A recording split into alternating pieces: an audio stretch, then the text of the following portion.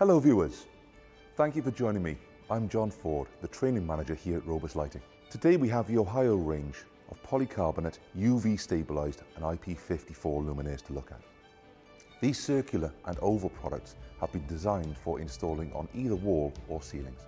This range of 8 watt, 12 watt and 18 watt products all come complete with both a white and black push and clip bezel in the box, making it simple once installed to decide on which colour looks best. The whole range utilises a metal gear tray to support heat dissipation and enhance longevity. The 8 watt versions deliver 660 lumens with a 3000 Kelvin colour temperature.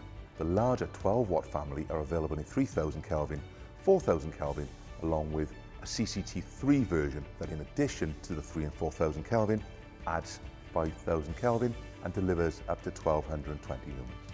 The CCT3 offer is also enabled to switch via this integral PIR, making it as efficient as possible. There is also an 18 watt version that has been added to the range, which is only available as CCT3 and delivers up to 1710 lumens. I'm sure you would agree that this is a comprehensive range from ROBUS.